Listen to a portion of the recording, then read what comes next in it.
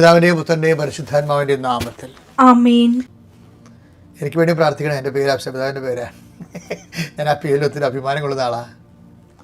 ഏറ്റവും പ്രാർത്ഥിക്കുക. അമ്മയെ പരിശുദ്ധ അമ്മേ, അമ്മേ പരിശുദ്ധ ദൈവമാതാവേ, ദൈവമാതാവേ, കൃപാസനത്തിലൂടെ ഞങ്ങൾക്കും ഞങ്ങളുടെ ദേശത്തിനും അമ്മ മധ്യസ്ഥം തേടി തന്ന എല്ലാ അനുഗ്രഹങ്ങൾക്കും കൃപകൾക്കും ഞങ്ങളിപ്പോൾ ഹൃദയം നിറഞ്ഞ നന്ദി പറയുന്നു. അമ്മയെ പരിശുദ്ധ അമ്മേ, ദൈവമാതാവേ, 2004 ഡിസംബർ 7-ാം തീയതി ഉച്ച കഴിഞ്ഞ് 2:30 കൃപാസനത്തിൽ സംഭവിച്ച അമ്മയുടെ പ്രത്യക്ഷപ്പെടലിനെ കുറിച്ച് തിരുസഭയ്ക്ക് സമർപ്പിച്ചിരിക്കുന്ന പഠനരേഖകളുടെ സഭാത്മകമായ പഠനം ആരംഭിക്കുവാൻ ഞങ്ങൾ താഴ്മയോടെ പ്രാർത്ഥിക്കുന്നു.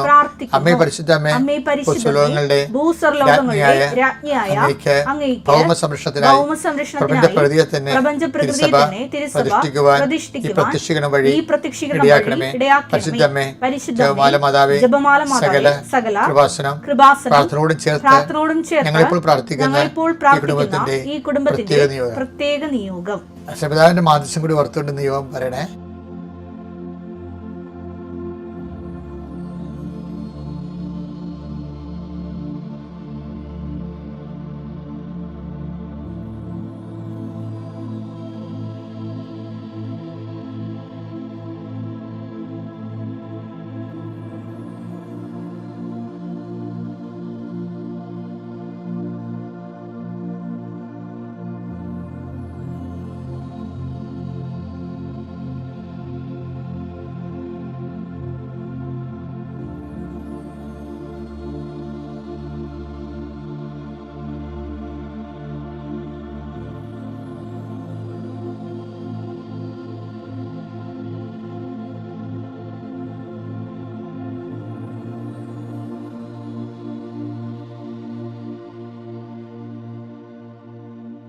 അമ്മയുടെ പ്രത്യക്ഷീകരണത്തിന്റെ ഈ അനുഗ്രഹവേളയിൽ ഞങ്ങൾക്ക് സാധിച്ചു തരുവാൻ കനിയണമേ. ആമേൻ. വിശ്വാസ പ്രമാണം. സർവശക്തനായ പിതാവും ആകാശത്തിന്റെയും ഭൂമിയുടെയും സൃഷ്ടാവുമായ ദൈവത്തിൽ ഞാൻ വിശ്വസിക്കുന്നു. അവിടുത്തെ ഏകപുത്രനും ഞങ്ങളുടെ കർത്താവുമായ ഈശോ മിശിഹായിലും ഞാൻ വിശ്വസിക്കുന്നു. ഈ പുത്രൻ പരിശുദ്ധാത്മാവിനാൽ ഗർഭസ്ഥനായി കന്യകാമറിയത്തിൽ നിന്ന് പിറന്ന് പൊന്തിയോസ് പീലാത്തോസിന്റെ കാലത്ത് പീഡകൾ സഹിച്ച് കുരിശിൽ തറയ്ക്കപ്പെട്ട് മരിച്ച് അടക്കപ്പെട്ട് പാതാളങ്ങളിൽ ഇറങ്ങി മരിച്ചവരുടെ ഇടയിൽ നിന്ന് 3-ാം നാൾ ഉയർത്ത് സ്വർഗത്തിലേക്ക് എഴുന്നള്ളി സർവശക്തിയുള്ള പിതാവായ ദൈവത്തിന്റെ വലതുഭാഗത്തിരിക്കുന്നു. അവിടെ നിന്ന് ജീവിക്കുന്നവരെയും മരിച്ചവരെയും വിധിക്കുവാൻ വരുമെന്നും ഞാൻ വിശ്വസിക്കുന്നു. പരിശുദ്ധാത്മാവിലും ഞാൻ വിശ്വസിക്കുന്നു. വിശുദ്ധ കത്തോലിക്കാ സഭയിലും പുണ്യവാന്മാരുടെ ഐക്യത്തിലും പാപങ്ങളുടെ മോചനത്തിലും ശരീരത്തിന്റെ ഉയർപ്പിലും നിത്യമായ ജീവിതത്തിലും ഞാൻ വിശ്വസിക്കുന്നു. ആമേൻ. സ്വർഗ്ഗസ്ഥനായ ഞങ്ങളുടെ പിതാവേ, അങ്ങയുടെ നാമം പൂജിതമാകണമേ. അങ്ങയുടെ രാജ്യം വരണമേ. അങ്ങയുടെ തിരുമനസ് സ്വർഗത്തിലെ പോലെ ഭൂമിയിലും ആകണമേ. അന്നു വേണ്ടുന്ന ആഹാരം ഇന്ന് ഞങ്ങൾക്ക് തരണമേ. ഞങ്ങളോട് തെറ്റ് ചെയ്യുന്നവരോട് ഞങ്ങൾ ക്ഷമിക്കുന്നത് പോലെ ഞങ്ങളുടെ തെറ്റുകൾ ഞങ്ങളോടും ക്ഷമിക്കണമേ. ഞങ്ങളെ പ്രലോഭനത്തിൽ ഉൾപ്പെടുത്തരുതേ, തിന്മയിൽ ഞങ്ങൾ രക്ഷിക്കണമേ. ആമേൻ. നന്മ നിറഞ്ഞ മറിയമേ, സ്വസ്തി. കർത്താവ് അങ്ങയുടെ കൂടെ സ്ത്രീകളിൽ അങ്ങ് അനുഗ്രഹിക്കപ്പെട്ടവളാകുന്നു. അങ്ങയുടെ ഉദരത്തിൻ ഫലമായി ഈശോ അനുഗ്രഹിക്കപ്പെട്ടവനാകുന്നു. പരിശുദ്ധ മറിയമേ, തമ്പുരാന്റെ അമ്മേ, പാപികളായ ഞങ്ങൾക്ക് വേണ്ടി ഇപ്പോഴും ഞങ്ങളുടെ മരണസമയത്തും തമ്പുരാനോട് അപേക്ഷിക്കണമേ. ആമേൻ. കർത്താവിന്റെ ഉന്നതമായ നാമത്തിന് സ്വസ്ഥം ചെയ്യുന്നു. അങ്ങനെ വളർത്തച്ഛനും കേട്ടേക്കറുമായ പരിശുദ്ധ ഔഷപിതാവിൻ്റെ തിരുനാള്, സ്വർഗീയ കയറ്റ തിരുനാളാണ് ഞങ്ങൾ ഇന്ന് ആഘോഷിക്കുന്നത്. ഔഷപിതാവ് ചെന്ന ഇടത്തേക്ക് ഉള്ള യാത്രയാണ് ജീവിതമെന്ന് ഞങ്ങൾക്കറിയാം.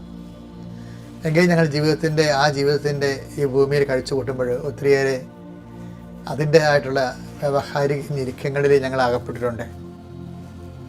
ഔഷപിതാവിനെ പോലെ ജീവിതത്തെ തണ്ടറ്റവും കൂട്ടിമുട്ടിക്കാൻ വേണ്ടി കഷ്ടപ്പെടുമ്പോൾ ദൈവമേൽപ്പിച്ച ജോലികളെ കൃത്യമായിട്ട് ചെയ്യാൻ വേണ്ടി പ്രതിബദ്ധതയോടെ അതിൽ സമർപ്പിതരാകുമ്പോൾ ഞങ്ങൾക്കുണ്ടാകുന്ന ഞെരുക്കങ്ങൾ വിശ്വാസ ഞെരുക്കങ്ങളായി കണ്ടുകൊണ്ട് തന്നെ സുവിശേഷ സാക്ഷിയായി ജീവിക്കുവാൻ ഈ പ്രാർത്ഥനയിൽ പങ്കെടുക്കുന്ന എല്ലാ മക്കളെയും നീ അനുഗ്രഹിക്കണമേ, ആശീർവദിക്കണമെന്ന് പ്രാർത്ഥിക്കുന്നു. കർത്താവിൻ്റെ ഉന്നതമായ നാമത്തെ സ്വന്തം ചെയ്യുന്നു. കർത്താവ് ഇന്ന് ഔഷപിതാവിൻ്റെ തിരുനാളിൽ യാത്ര ചെയ്യുന്ന എല്ലാവരെയും ഏറ്റവും കൂടുതൽ യാത്ര ചെയ്ത ഒരാളാണ്. ക്രിസ്തുവിനെ ലോകത്തിന് കൊടുക്കാനും കൈമാറാനും വേണ്ടി യാത്ര ചെയ്തൊരു മനുഷ്യൻ്റെ മാധ്യസ്ഥ തിരുനാൾ ആഘോഷിക്കുമ്പോൾ എല്ലാ യാത്രക്കാരും നീ ആശീർവദിക്കണമേ. യാത്രയിൽ ഭവനങ്ങളിൽ തിരിച്ചു വരുന്നവർ, ഈ രാജ്യം വിട്ടു പോകുന്നവർ, നമ്മുടെ നാട്ടിൽ നിന്ന് തൊഴിൽ നേടി പോകുന്നവർ, തൊഴിലിടങ്ങളിലേക്ക് പോകുന്നവർ, ജോലി സ്ഥലങ്ങളിലേക്ക് പോകുന്നവർ, എല്ലാവരെയും തൊഴിലിനെ നീ ആശീർവദിക്കണമെന്ന് പ്രാർത്ഥിക്കുന്നു. തൊഴിലിനെ ലോകത്തിന് സ്ഥാപനത്തിന് വേണ്ടി, പുനഃക്രമീകരണത്തിന് വേണ്ടി, രാഷ്ട്രത്തിന് പുനർനിർമ്മാണത്തിന് വേണ്ടി, ദൈവരാജ്യത്തിൻ്റെ ചൈതന്യത്തോട് ദൈവത്തിൻ്റെ മഹത്വത്തിനായി നിറവേറ്റുവാൻ, നല്ല ഉത്തമ തൊഴിലാളിയായി ജീവിക്കുവാൻ, ചെയ്യുന്ന തൊഴിലിനെ ബുദ്ധിപരമാകാം, കായികമാകാം, അത് മാനസികമാകാം, ശാസ്ത്രീയമാകാം, അഭിനയമാകാം, കഴിവുള്ള നൈപുണ്യമാകാം, എന്ത് തൊഴിൽ ചെയ്താലും ആ തൊഴിലിനെ ദൈവം തന്ന കഴിവാണ് ലോകത്തിൻ്റെ നന്മയ്ക്ക് വേണ്ടിയും കർത്താവിൻ്റെ സൃഷ്ടികരണത്തെ പൂർത്തീകരണത്തിന് വേണ്ടി ദൈവത്തിൻ്റെ സ്വർഗത്തിൻ്റെ ഉപകരണമായി ദൈവം എന്നെ മാറ്റുന്ന സുവിശേഷ വേലയാണ് തൊഴിൽ കൈമാറ്റത്തോടെ നടക്കുന്നതെന്നുള്ള ബോധ്യത്തോടുകൂടി ദൈവത്തിൻ്റെ ആളായി നിന്നുകൊണ്ട് തൊഴിലിടങ്ങളിലെ സുവിശേഷ സാക്ഷിയാകാൻ എന്നെ സഹായിക്കണമേ. ആശുപിതാവ് ഞങ്ങൾക്ക് വേണ്ടി മധ്യസ്ഥം വഹിക്കണമേ. എൻ്റെ കർത്താവിൻ്റെ ഉന്നതമായ നാമത്തിൽ സഭയുടെ അധികാരത്തെ കുരിശിൻ്റെ അടയാളത്തിൽ ദൈവത്തിൻ്റെ ശക്തിയെ ഞാൻ എല്ലാ മക്കൾക്ക് വേണ്ടി പ്രാർത്ഥിക്കുന്നു. കുഞ്ഞുങ്ങളില്ലാത്തവർക്ക് വേണ്ടി പ്രാർത്ഥിക്കുന്നു. കുഞ്ഞു ആവശ്യപ്രധാനം എപ്പോഴും കാണുമ്പോൾ ഉണ്ണീശോയെ കയ്യിലെടുക്കുന്ന ഉണ്ണീശോനെ കാണുന്നത്. പക്ഷേ അതേസമയം ഞാൻ കുഞ്ഞുങ്ങളെ പ്രതി വേദന അനുഭവിക്കുന്ന മാതാപിതാക്കന്മാരുണ്ട്. കുഞ്ഞുങ്ങളെ വളർത്തുന്നതിൽ ആവശ്യപ്രധാനം പോലെ സങ്കടം അനുഭവിക്കുന്ന അപ്പന്മാരുണ്ട്. കുഞ്ഞുങ്ങൾക്ക് ആവശ്യമായ കാര്യങ്ങൾ എത്തിച്ചു കൊടുക്കാനും അവർക്ക് രോഗങ്ങൾ വന്നതിന് ശേഷം അവരെ സുഖപ്പെടുത്താനും കഴിവില്ലാതെ വിഷമിക്കുന്ന കുഞ്ഞുങ്ങൾക്ക് വന്നുപോയി രോഗങ്ങളെ ഓർത്ത് വേദനിക്കുന്ന മാതാപിതാക്കന്മാരുണ്ട്. അങ്ങനെ എല്ലാവരെയും ഈ സമയത്ത് നീ ഓർക്കണമെന്ന് പ്രാർത്ഥിക്കുന്നു. ഞങ്ങളുടെ കഴിവിനേക്കാൾ ഉപരി ദൈവത്തിൻ്റെ കൃപ പ്രവർത്തിക്കുന്ന ഉടമ്പടിയുടെ അടിസ്ഥാനത്തിൽ ഞങ്ങൾ പ്രാർത്ഥിക്കുന്നു. ദൈവമേ, സ്വന്തമായിട്ട് കഴിവ് നഷ്ടപ്പെട്ടു നിൻ്റെ കൃപ നൽകിക്കൊണ്ട് അവരുടെ കുഞ്ഞുങ്ങളെ സന്ധിക്കാനുള്ള കൃപയും നൽകണ പ്രാർത്ഥിക്കുന്നു. കർത്താവ് മക്കളില്ലാത്തവരുണ്ട് കർത്താവെ, അവരെയും കർത്താവെ അങ്ങ് സന്ധിക്കണമെന്ന് പ്രാർത്ഥിക്കുന്നു. അവർക്ക് അവരുടെ മനസ്സിനനുഭവിക്കുന്ന പീഡകൾ കർത്താവ് ഒരിക്കലും നീ മക്കളെ കൊടുക്കത്തില്ല എന്നാണെങ്കിൽ, അവർക്ക് കിട്ടാതെ ജീവിക്കണമെന്നാണെങ്കിൽ മക്കളില്ലാതിനെ മഹത്വപ്പെടുത്താനുള്ള മാനസികാവസ്ഥ കൊടുത്ത് ആന്തരികമായ അഭിഷേകം നൽകി അവരെ ധന്യമാക്കണമെന്ന് പ്രാർത്ഥിക്കുന്നു. കർത്താവെ ആവശ്യപ്പെടാതെ മാതാവുമായിട്ട് കർത്താവെ രഹസ്യത്തിൽ ഉപേക്ഷിക്കാൻ വേണ്ടി തീരുമാനിച്ച കുടുംബപരമായ സംഘർഷാവസ്ഥകൾ അവിടെ ഉണ്ടാകുമ്പോഴും തന്നെ അവരുടെ നീതിയിൽ നിന്ന് വിട്ടുപോകാതെ നിന്ന് കർത്താവെ, നീതിയിൽ നിന്ന് മാതാപിതാക്കന്മാർ വിട്ടുപോകാതെ നിൽക്കുകയാണെങ്കിൽ ഒരിക്കലും കർത്താവ് ഡൈവേഴ്സ് ഉണ്ടാകത്തില്ലെന്നറിയാം. ദൈവത്തിൻ്റെ തിരുസന്നിധിയിലെ സുവിശേഷത്തിനോടുള്ള വിശ്വസ്ത കാണിച്ചുകൊണ്ട് സ്വർഗ്ഗരാജ്യത്തിൽ നീതിയിൽ ജീവിക്കാൻ ദമ്പതികളെ നീ അനുഗ്രഹിക്കണമേ, ആശീർവദിക്കണം പ്രാർത്ഥിക്കുന്നു. എൻ്റെ കർത്താവിൻ്റെ ഉന്നതമായ നാമത്തിൽ മക്കളെ ആശീർവദിക്കണം പ്രാർത്ഥിക്കുന്നു. കർത്താവിൻ്റെ ഉന്നതമായ നാമത്തിൽ മക്കളുടെ ജോലികളെ ആശീർവദിക്കണം പ്രാർത്ഥിക്കുന്നു. കർത്താവ് ഉന്നതമായ നാമത്തെ പഠനങ്ങളെ ആശീർവദിക്കണം പ്രാർത്ഥിക്കുന്നു. കർത്താവ് ഉന്നതമായ നാമത്തെ പരീക്ഷകളെ പ്രാർത്ഥിക്കുന്നു. കർത്താവ് ഉന്നതമായ നാമത്തെ പ്രത്യേകമായ കൃപയിലും വേദനയിലും സംഘർഷങ്ങളിലും രോഗപീഠകളിലും മാനസികാവസ്ഥകളും ഉറക്കമില്ലായ്മയും പ്രഷറിലും ഷുഗറിലും ഒക്കെ ജീവിക്കുന്ന മക്കൾ ആന്തരിക അവയവങ്ങളെല്ലാം കർത്താവ് സ്പർശിക്കണമെന്ന് പ്രാർത്ഥിക്കുന്നു. അടിപ്പിടും പോലെ വൈതാക്രമ ദൈവികമായ സത്യം അവരിലേക്ക് ആവശ്യിക്കുകയും കർത്താവ് ഉച്ചമുള്ള കൽവരെ കർത്താവ് രക്തം പരിസരിക്കുകയും ആന്തരികമായി അവരും ബാഹ്യമായും കർത്താവിൻ്റെ നാമത്തിൽ സുഖം പ്രാപിക്കുകയും ചെയ്ത് പ്രാർത്ഥിക്കുന്നു. എൻ്റെ കർത്താവ് ഉന്നതമായ സമാധാനമില്ലാത്ത കുടുംബങ്ങളെ കർത്താവ് സമാധാനം ക്രിസ്തുവിനെ സ്വീകരിക്കുന്നതിലൂടെയാണ് ലഭിക്കുന്നുണ്ടെങ്കിൽ തിരുകൃപ ലഭിച്ച സമാധാനത്തിൻ്റെ അവകാശികളെ ഞങ്ങളെ നീ അനുഗ്രഹിക്കണം പ്രാർത്ഥിക്കുന്നു. എൻ്റെ കർത്താവിന് ഉന്നതമായ നാമത്തിൽ സഭയുടെ അധികാരത്തിൽ കുരിശിൻ്റെ അടയാളത്തിൽ ഇന്ന് ഓരോ വിഷയം തുടങ്ങി വെക്കുന്നവരെ ആശീർവദിക്കണമേ. ഇന്ന് ഓരോ വിഷയം അവസാനിപ്പിക്കുന്നവരെ ആശീർവദിക്കണമേ. എല്ലാം ദൈവത്തെ അവസാനിപ്പിക്കുവാനും ഞങ്ങളുടെ സുവിശേഷത്തിൻ്റെ നീതി ഉപകരണങ്ങളുമാക്കി പ്രാർത്ഥിക്കുന്നു. എൻ്റെ കർത്തവ്യമായ നാമത്തിൽ സഭയുടെ അധികാരത്തിൽ കുരിശിൻ്റെ അടയാളം തിക്തമായ അനുഭവങ്ങളെ നിത്യപരമായ പരാജയങ്ങൾക്ക് വരുമ്പോൾ ദൈവത്തിന് അകന്നു പോകാതെ ആവശ്യപ്പെടാതെ നിന്നതുപോലെ ഞങ്ങൾക്ക് സഭയോടും കർത്താവ് വിശുദ്ധ ബലിപീഠത്തോടും കർത്താവ് അങ്ങയുടെ മനസ്സുകൊണ്ട് യോജിച്ചുകൊണ്ട് അങ്ങയുടെ നാമത്തിൻ്റെ മഹത്വത്തിന് വേണ്ടി സ്വർഗത്തിൻ്റെ മഹത്വം ഞങ്ങളെ ഉപകരണം സുഖത്തിൻ്റെ കൃപ ആർജിക്കുന്നതിന് വേണ്ടി ഞങ്ങളെ ഉപകരണമാക്കി സന്തോഷിച്ചുകൊണ്ട് അപ്പോസ്തലന്മാരെ പോലെ അടുത്ത സ്ഥലത്തേക്ക് കർത്താവിന് സാക്ഷിയായി പോകാനുള്ള സുവിശേഷവിഹിതമായ കൃപയാൽ ഞങ്ങൾ അനുഗ്രഹിക്കണമേ, ആശ്രയിക്കണമേ പ്രാർത്ഥിക്കുന്നു. എൻ്റെ കർത്താവിൻ്റെ ഉന്നതമായ നാമത്തിൽ സഭയുടെ അധികാരത്തിൽ കുരിശിൻ്റെ അടയാളത്തിൽ മാരക രോഗങ്ങൾ, തീരാവ്യാധികൾ, ജീവിത ദുരിതങ്ങൾ ഇന്ന് ഘട്ടങ്ങൾ ഇരിക്കുന്ന വ്യക്തികളാൽ യേശുവിൻ്റെ നാമത്തെ ആശംസിക്കപ്പെടുകയും ഈ പ്രാർത്ഥനയുടെ ശക്തിയാൽ എന്ത് തരത്തിലുള്ള വേദനയാണോ, എന്ത് തരത്തിലുള്ള അനുഗ്രഹമാണോ, എന്ത് തരത്തിലുള്ള ദൈവിക ഇടപെടലാണോ ഇന്ന് നിനക്ക് ആവശ്യമുള്ളത് അത് നൽകുന്നതിന് കൃപാസ്ഥാനത്താറെ ജീവനുടെ പ്രത്യക്ഷ പരിശുദ്ധ അമ്മയും ഇന്ന് തിരുനാൾ ആഘോഷിക്കുന്ന ഔഷധപിതാവിൻ്റെ സാന്നിധ്യവും നിൻ്റെ ജീവിതത്തെ ധന്യമാക്കട്ടെ, നിൻ്റെ ജീവിതത്തെ ആശീർവദിക്കട്ടെ, നിനക്ക് വേണ്ടി മധ്യസ്ഥം വഹിക്കട്ടെ. നീ നല്ല ഊർജ്ജസ്വരയായ നാളെയും ഈ ഡെയിലി ബ്രെഡിലേക്ക് തിരിച്ചു വരാൻ ദൈവം നിൻ്റെ ഉറക്കം വരെ നിന്നെ അനുഗ്രഹിക്കട്ടെ. പ്രിയപ്പെട്ടവർ, ഇന്ന് 19 ബുധനാഴ്ചയാണ്. എന്നെ എപ്പോഴും ചിന്തിപ്പിച്ചിട്ടുള്ള ഒരു കാര്യം, ഔഷധപിതാവിൻ്റെ മാധ്യസ്ഥ എനിക്ക് ശരിക്കും കിട്ടിയിട്ടുള്ള ആളാണ്. എൻ്റെ ഉറക്കമുറിയിൽ ഞാൻ ഔഷധപിതാവിനെ പ്രതിഷ്ഠിച്ചിട്ടുണ്ട്. ഞാൻ ചെയ്യണ കാര്യം, ഞാൻ എഴുന്നേൽക്കുമ്പോൾ ബെഡിൽ നിന്ന് എഴുന്നേറ്റിട്ട് ഔഷധപിതാവിൻ്റെ അടുത്ത് പോയി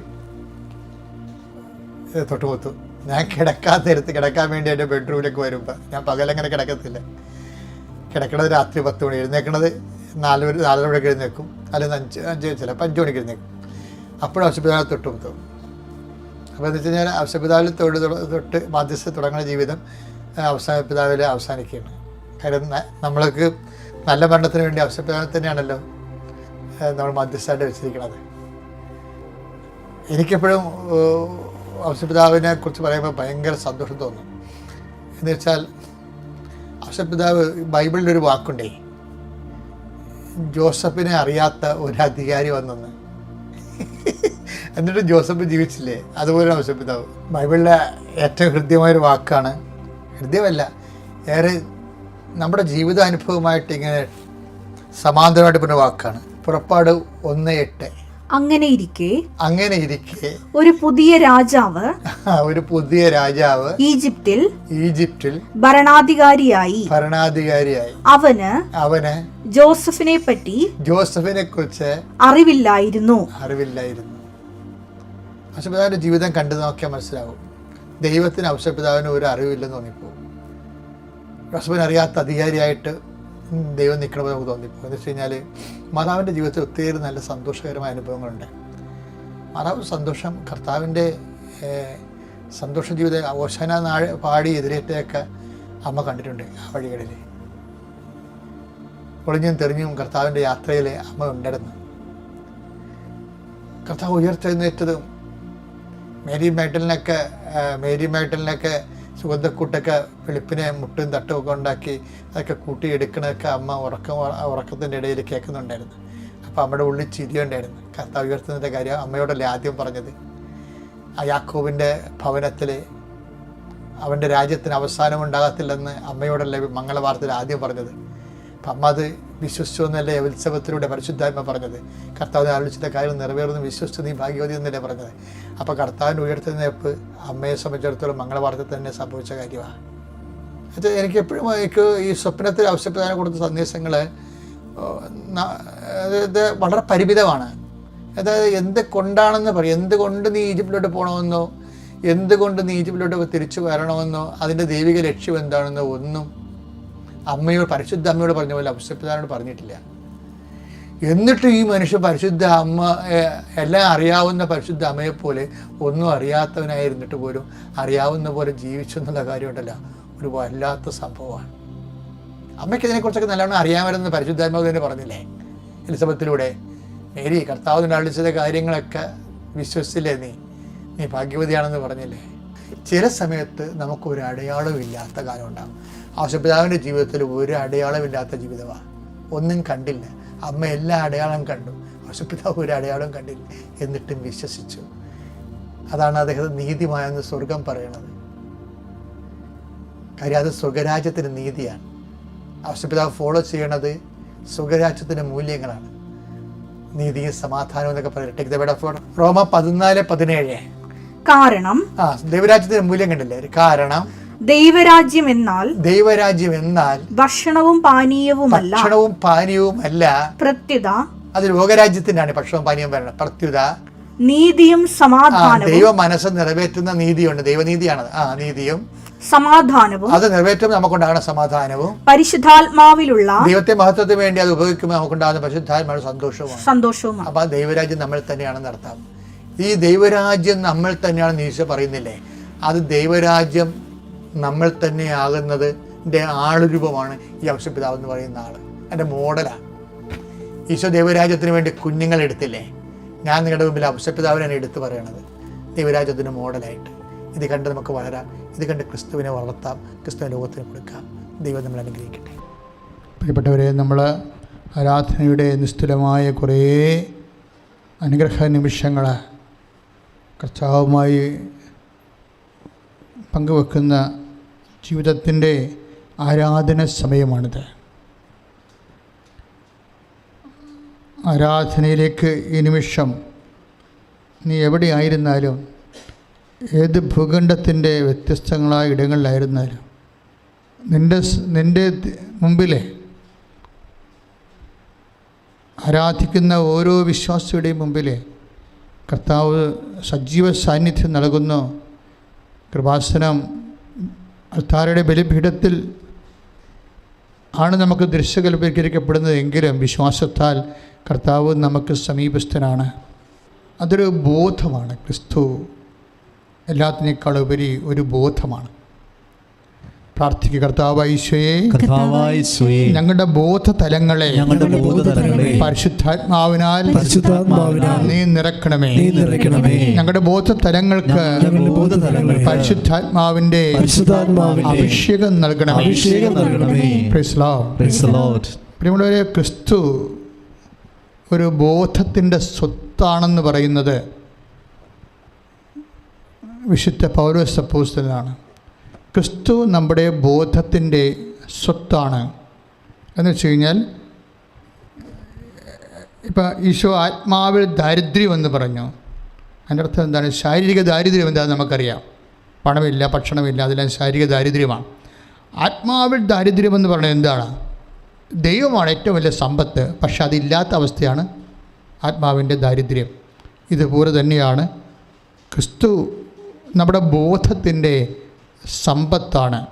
ഒരു മനുഷ്യൻ്റെ ബോധത്തിൽ കർത്താവ് ഉണ്ടെങ്കിൽ അവൻ രക്ഷപ്പെടും.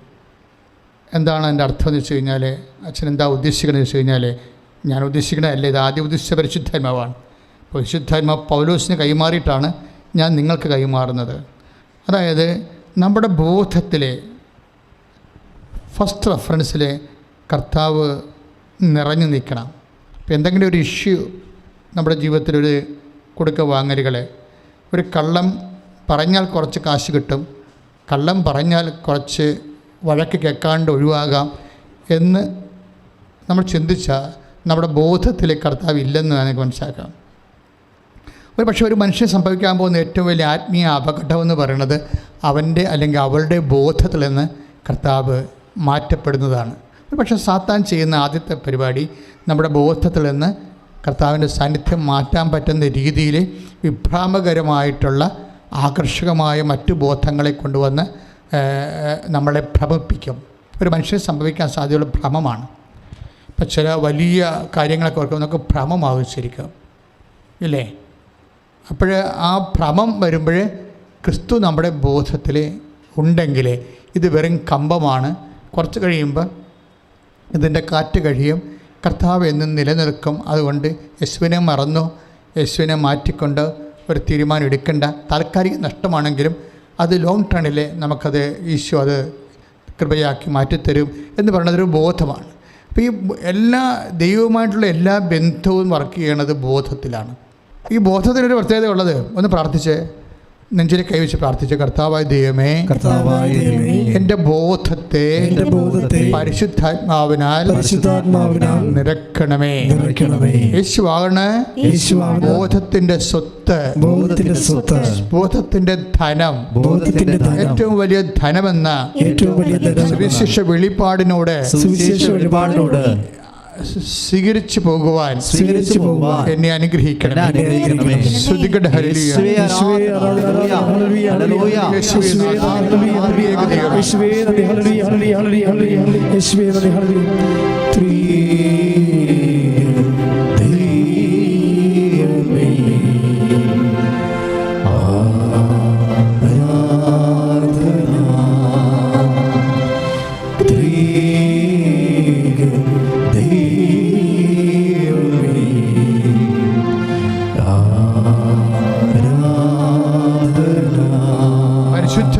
ദിവ്യകാരുണ്യത്തിന്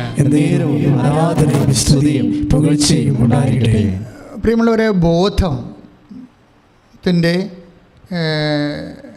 ആപ്ലിക്കേഷനാണ് നമുക്ക് ബോധ്യം തരണത്.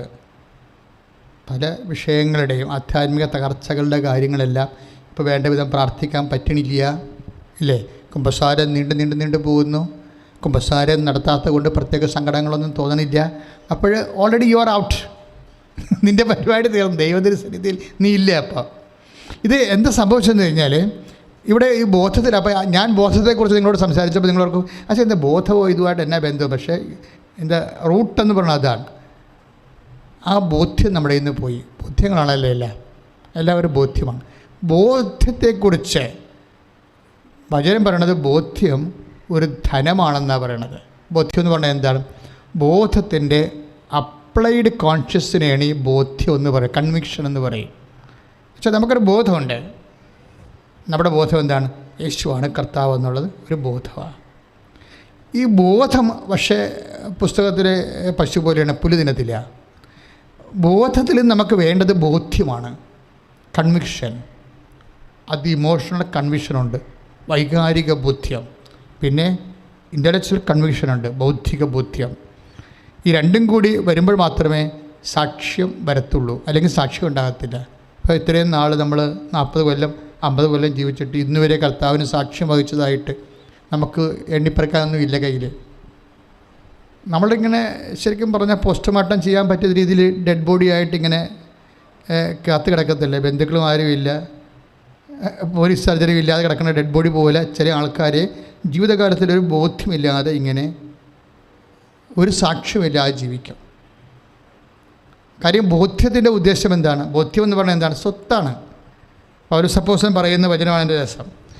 അതായത് 2 കൊറിന്ത്യൻസിൻ്റെ 2-ാമത്തെ വചനം, 2 കൊറിന്ത്യൻസ് എഴുതിയ ലേഖനം 2-ാമത്തെ അധ്യായത്തിലെ 2-ാമത്തെ വാക്യം. സ്നേഹത്താൽ പറഞ്ഞ്, സ്നേഹത്താൽ പരസ്പരബദ്ധമായ നിങ്ങളുടെ ഹൃദയങ്ങൾക്ക് ആശ്വാസവും സുനിശ്ചിതമായ ബോധ്യത്തിന്റെ പൂർണ്ണ സമ്പത്തും ദൈവത്തിന്റെ രഹസ്യമായ ക്രിസ്തുവാകുന്നു. അപ്പോഴേ ക്രിസ്തുവാണ് സമ്പത്ത് എന്നാ പറയാം, ബോധ്യത്തിന്റെ സമ്പത്ത്. ബോധ്യത്തിൽ ക്രിസ്തു സമ്പത്തല്ലെങ്കിൽ ബോധ്യം ദാരിദ്ര്യം പിടിച്ച ബോധ്യമാണ്. ഇന്നത്തെ പ്രാർത്ഥനാ തകർച്ചയ്ക്ക് കാര്യം ദാരിദ്ര്യം പിടിച്ച ബോധ്യമാണ്. ആത്മനാ ദാരിദ്ര്യം മാത്രമല്ല, ബോധദാരിദ്ര്യവും വരും. കാര്യം ബോധത്തിൻ്റെ സമ്പത്ത് ക്രിസ്തുവാണ്. കാര്യം ഒന്ന്, ഞാനൊരു ക്രിസ്ത്യനാണെന്നുള്ളൊരു ബോധമാണ്. പിന്നെ ഞാൻ ക്രിസ്തുവിൻ്റെ രക്തത്താൽ വീണ്ടെടുക്കപ്പെട്ടവനാണെന്നുള്ളൊരു ബോധമാണ്. ഞാൻ നിത്യതയിൽ യേശുവിൻ്റെ മഹത്വം കാണാൻ വിളിക്കപ്പെട്ട വ്യക്തിയാണെന്നുള്ളൊരു ബോധ്യമാണ്. ഇങ്ങനെ ഇതെല്ലാം കുറേ അധികം ബോധ്യമെല്ലാം based upon a single person. അതാണ് നമ്മുടെ സ്വത്തെന്ന് പറയണത്. നമ്മുടെ സ്വത്ത് നമ്മുടെ ബാങ്ക് ബാലൻസ് ഒന്നുമില്ല. നമ്മുടെ സ്വത്തെന്ന് പറയണത്, വിശ്വാസിയുടെ സ്വത്തെന്ന് പറയണത് ക്രിസ്തു തന്നെയാണ്. അതാണ് ഇങ്ങനെ എഴുതിയിരിക്കുന്നത്. അതായത് സുനിശ്ചിതമായ ബോധ്യത്തിൻ്റെ പൂർണ്ണ സമ്പത്തും ദൈവത്തിന്റെ രഹസ്യവുമായ ക്രിസ്തുവിനെ കുറിച്ചുള്ള സമ്പൂർണമായ അറിവും ലഭിക്കുന്നതിന് വേണ്ടിയാണ്. അപ്പോൾ നമുക്ക് ലഭിക്കേണ്ടത് എന്താണ്? ക്രിസ്തുവിനെ കുറിച്ചുള്ള സമ്പൂർണമായ അറിവാണ്. ക്രിസ്തു ആരാണ്? ബോധ്യത്തിൻ്റെ സ്വത്താണ്, ധനമാണ്. പിന്നെ എന്താണ്? സൊക്കൾട്ട് ആയിട്ടുള്ള ട്രഷറാണ്, നിഗൂഢനിധിയാണ്. ക്രിസ്തു നിഗൂഢനിധിയാണ്. അച്ഛൻ എന്താ ഇങ്ങനെ പറയണമെന്ന് ചോദിച്ചു കഴിഞ്ഞാൽ, ക്രിസ്തു ആണ് നമ്മളുടെ ബോധത്തിൻ്റെ സ്വത്തായിട്ട്. നമ്മൾ അണ്ടേ കൊണ്ടേ വളം വെക്കാൻ പറ്റത്തില്ല ആധ്യാത്മിക ജീവിതത്തിന്. ചുവട്ടി മാത്രമേ വളം വെക്കാൻ പറ്റത്തുള്ളൂ. ചുവടെന്ന് പറയുന്നത് ഇതാണ്, ക്രിസ്തുവിലാണിത് അടിയുറച്ച് നിൽക്കുന്നത്. അപ്പം ക്രിസ്തുവിനെക്കുറിച്ചുള്ള ബോധം ആദ്യം ഉണ്ടാകണം. പിന്നെ എന്ത് വേണം? ബോധ്യം ഉണ്ടാകണം. ഒന്ന് പ്രാർത്ഥിക്കുക. കർത്താവേ, അങ്ങയെക്കുറിച്ചുള്ള അങ്ങ് സ്വത്താണെന്നുള്ള ബോധ്യം, അങ്ങ് ധനമാണെന്നുള്ള ബോധ്യം, അങ്ങ് നിധിയാണെന്നുള്ള ബോധ്യം എന്റെ ബോധ്യത്തിൽ അങ്ങ് ഉറപ്പിക്കണമേ. ശ്രുതികട്ടെ